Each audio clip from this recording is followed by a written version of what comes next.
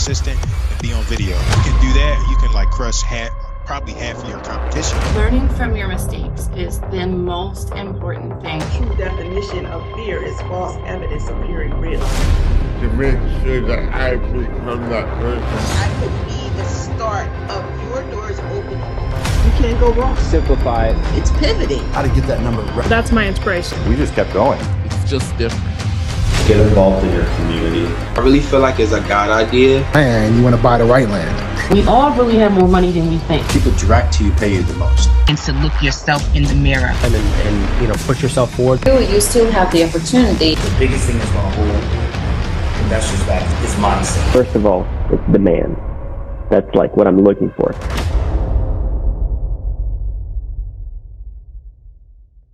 Good day, ladies and gentlemen. It's Nathaniel Umstead, host of the RNG radio show. Listen, I got an amazing guest that just came back. Her last episode in time that she was on the show, episode 113, July 29th, 2020.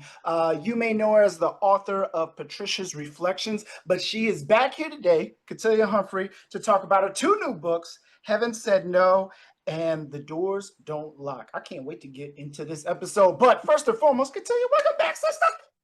Welcome back. Hey, thanks for having me back. And before we start, it's been 5 years, and I just want to, a lot has happened. I just want to congratulate you on a couple of things, on your marriage and going back to school and having me back on. Thank you. No, thank you. That's greatly appreciated. So, but we're going to have some fun. We're going to hop right into the questions. My first one. So the last time I had you on, we were talking about Patricia's Reflections. And now, since the last time we talked, two new books. What made you want to write a novel? My spiritual connection with God through all of my life challenges and victories, which inspired me to want to write a novel and show people a little bit more of my creative side and try something different from my children's book. So I just wanted to push myself and while encouraging and entertaining others. Beautiful. Awesome. Thank you for that. And then how long did it take you to write both novels? Because like I said, it's been 5 years since the last time we talked, just about near. How long did it take you to put these two masterpieces together? Oh, wow. That's a good one too. It took about 3 years, but not 3 years in total of writing it. We had a lot of stop and go, a lot of things going on in the background and different things getting it together. So it took 3 years, but actually me writing it all together took about a year and a half for both of them. And life be lifing. Listen, we also, I think when we were talking last, we had this pandemic going on. So, and we still survived and we made it through. When you said those 3 years and they were, because life be lifing, what made you continue on? Because a lot of people will just stop and they'll be like, too much of life is going on. So what gave you the willpower to continue on with the two books and completing them? Actually, a couple of events happened, like me losing my father. So he always was like my cheerleader, my go-to person to never to give up, no matter how much challenges you go through life, how much, whatever loss you had in one area, you keep pushing on and going. So I just held on to his words and held on to his support system. And I put it to use in my own life. And I dig deep through a lot of things that I was going through, a lot of ups and downs. I had some accomplishments and different things. And I just said to myself, you know what? I'm not a quitter. Days I did want to give up. Days I didn't really want to write due to, mourning or, little things that you go through with your grieving, stages of grieving and stuff like that. But each day, I just pushed forward and said, let me get this done. And I know he's, shining down on me and, would say, girl, let's go. Let's get that pen going. Yeah. So that's what kind of pushed me. I just had to kind of, talk to myself and talk myself through it and be my own cheerleader, learn to be my own cheerleader. Because when you're not going to have other people around to cheer for you, sometimes you have to learn how to cheer for yourself. You have to dig your hooves in and push real deep to, deep down inside and dig within to really start pushing through. And I really wanted to challenge myself because, like I said before, I did the children's book, but I never did a novel before. So I was really excited about really wanting to, create a novel. And then I wanted to, also create other work, and then, the journal as well. So I just really pushed through. I just had to really, talk myself, look myself in the mirror, and just, give myself that pep talk every day and just continue to push through. I love that. Love that. And thank you so much for sharing that. I want to get into the books now. You have Heaven Said No and The Doors Don't Lock. I'm going to switch it up. Let's talk about The Doors Don't Lock. When somebody's looking at this book on Amazon, and they see the book, The Doors Don't Lock, what do you want the reader to get out of it when they are reading this and they make that purchase on it? I would like them to say, "Oh, the doors don't lock. Hey, what's that about?" Because it can give you a different perspective. That title, I made it just so it won't give away too much, but it'll leave you in suspense as well. And then when they go to read the book, I take them on a journey of one of my main characters, Summer. I take you on a journey of her life, her ups and downs, her struggles, her resilience, her inspiration through all that she had went through, and then where do she end up at, and how she gets through everything. So this is like really heartfelt journey of Summer that I just want people to really enjoy and really sink into it, and really dig into it, and really see and then imagine and think back and go on her journey with her. Thank you. Thank you. And Heaven Said No. What can the reader expect out of that book? Oh, the Heaven Said No is a reflection and affirmation journal. So I want people to put in work. Like I said, like how we said, life be lifing. And how can we improve ourselves spiritually, mentally, physically, emotionally every day? How can we improve ourselves?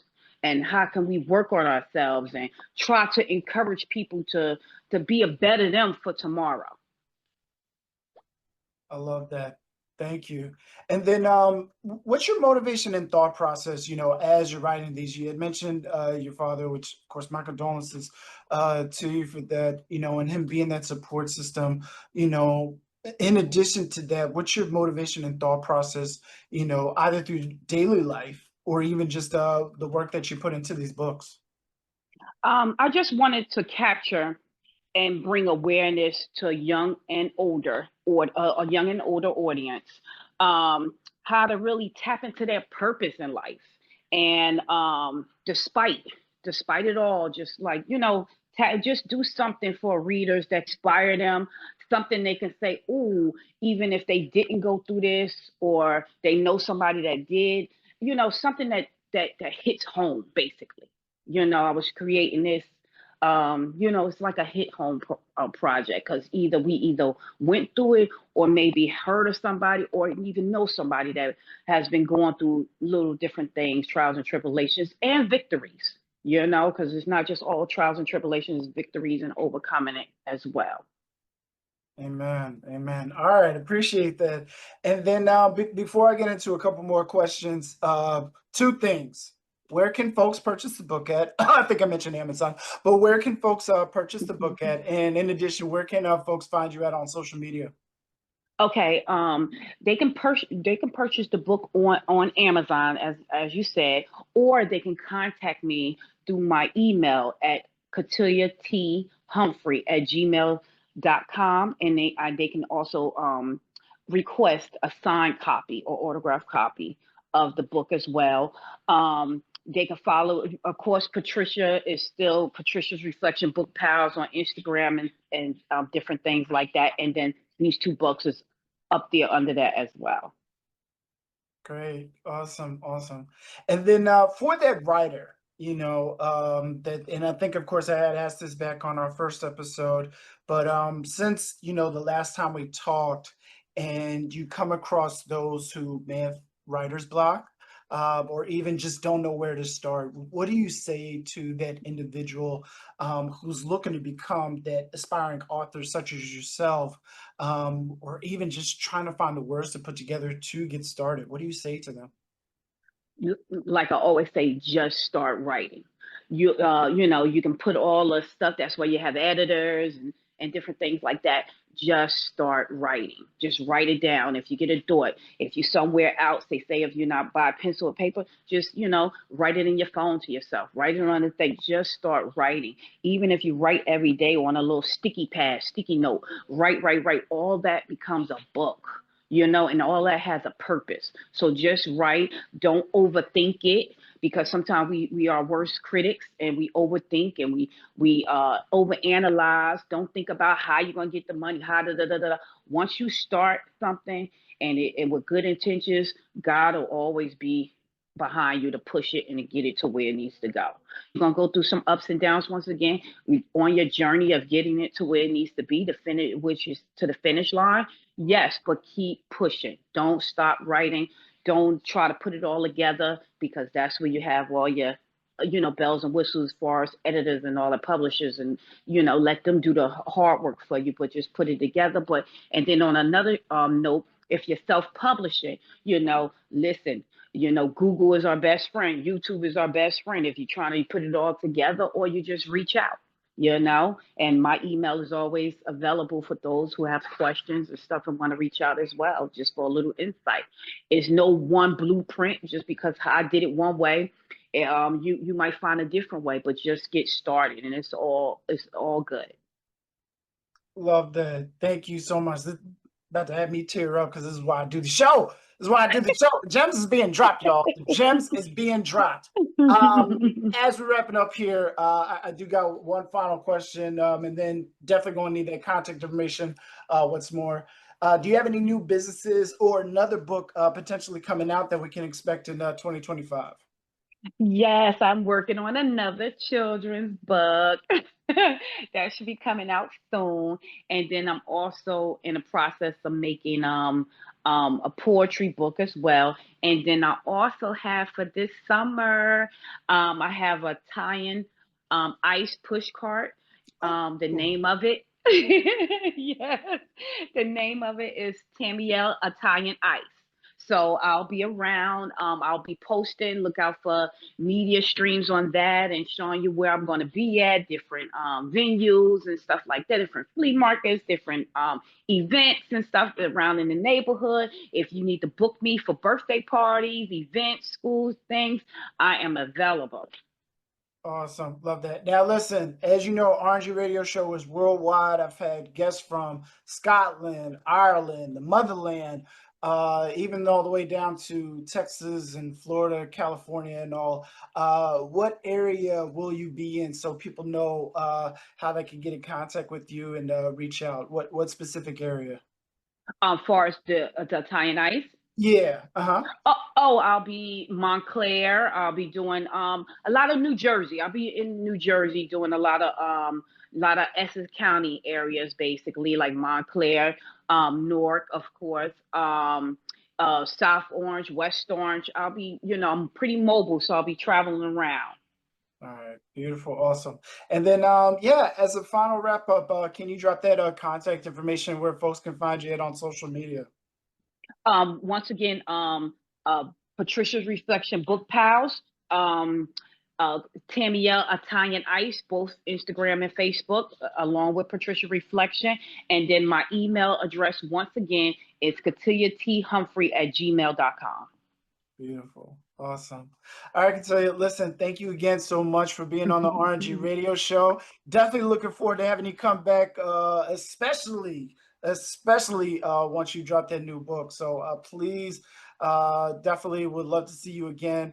And in addition, of course, just appreciate having you on. So thank you again. Thank you for having me. I totally appreciate it. Absolutely. Thank you for tuning in to the RNG Radio Show. Be sure to like and subscribe for more episodes and future content. If you'd like to learn more, visit us at danielumstead.com. Stay blessed, my fellow millionaires.